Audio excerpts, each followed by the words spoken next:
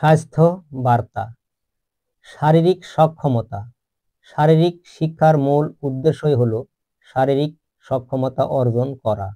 তাই শারীরিক সক্ষমতার বৈশিষ্ট্য, খেলাধুলার সাথে এর সম্পর্ক, শারীরিক সক্ষমতার মূল্যায়ন ইত্যাদি সম্পর্কে শারীরিক শিক্ষার শিক্ষার্থীদের পরিষ্কার ধারণা থাকা প্রয়োজন।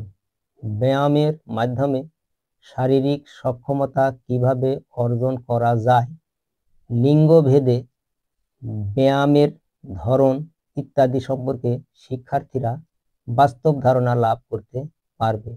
শারীরিক সক্ষমতা অর্জনে শক্তি, দম, গতি, ক্ষিপ্রতা ও নমনীয়তার গুরুত্ব এবং কোনো খেলায় কোনটির ভূমিকা বেশি তা জানতে পারবে।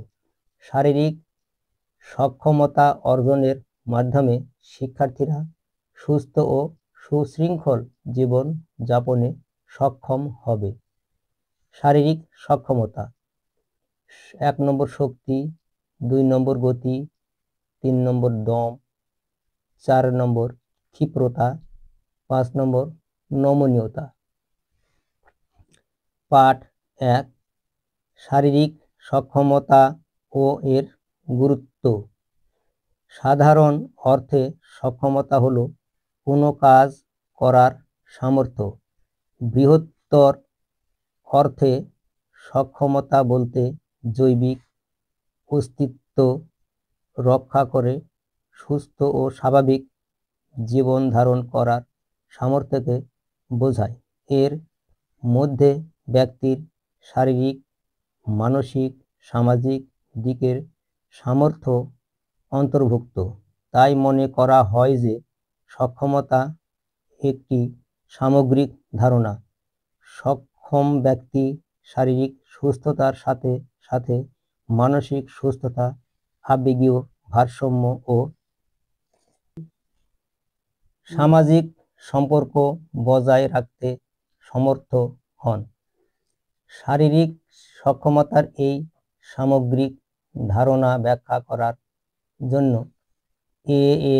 AASPER অর্থাৎ American association of health, physical education and creation নামক স্পোর্টস জার্নালে নিম্নলিখিত বিষয়গুলো সক্ষমতার মধ্যে অন্তর্ভুক্ত করা হয়েছে। ক. বংশগতি অনুযায়ী শারীরিক স্বাস্থ্য। দৈনন্দিন জীবনযাপন এবং বিপদকালীন অবস্থায় প্রয়োজনীয় শক্তি, দম, সমন্বয়, ক্ষমতা ও কৌশল। গ. প্রাত্যহিক জীবনের প্রয়োজনীয় কাজকর্মের প্রতি যথাযথ মনোযোগ ও মূল্যবোধ। ঘ. আধুনিক জীবনযাত্রার জটিলতা থেকে চাপমুক্ত হওয়ার জন্য প্রয়োজন আবেগিক ভারসাম্য ও দলের সাথে মানিয়ে নেওয়ার ক্ষমতা এবং সমাজ জীবনের জন্য প্রয়োজনীয় সামাজিক চেতনা। চ. চলার পথে উদ্ভূত সমস্যাবলীর সুষ্ঠু সমাধানের জন্য প্রয়োজনীয় জ্ঞান বৃদ্ধি ও বিশ্লেষণ করার ক্ষমতা। ছ. গণতান্ত্রিক দেশের দায়িত্বশীল নাগরিকের কর্তব্য পালনের জন্য আবশ্যিক নৈতিকতা ও চারিত্রিক দৃঢ়তা।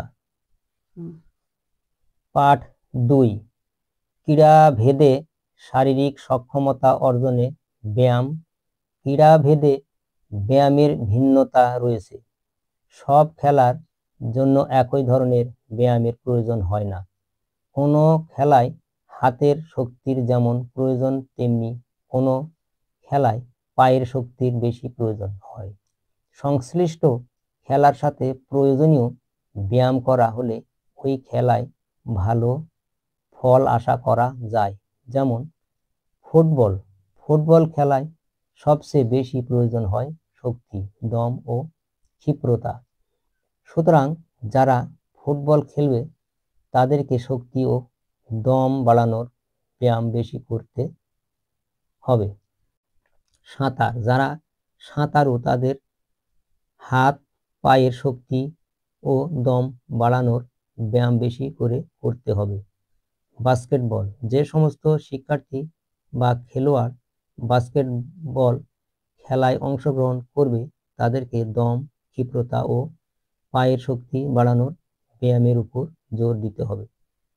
ভলিবল, ভলিবল খেলোয়াড়দের হাতের শক্তি একটু ভালো হলে স্ম্যাশ করতে সুবিধে হয়, সেজন্য হাতের শক্তি বাড়ানোর ব্যায়াম করা উচিত। হ্যান্ডবল, হ্যান্ডবল খেলোয়াড়দের হাত পা ও ক্ষিপ্রতার বেশি প্রয়োজন হয়, সেজন্য হাত ও পায়ের শক্তি বৃদ্ধির ব্যায়াম এবং ক্ষিপ্রতা বাড়ানোর ব্যায়াম করা প্রয়োজন। কাবাডি, কাবাডি খেলাকে আমরা বলি শক্তির খেলা।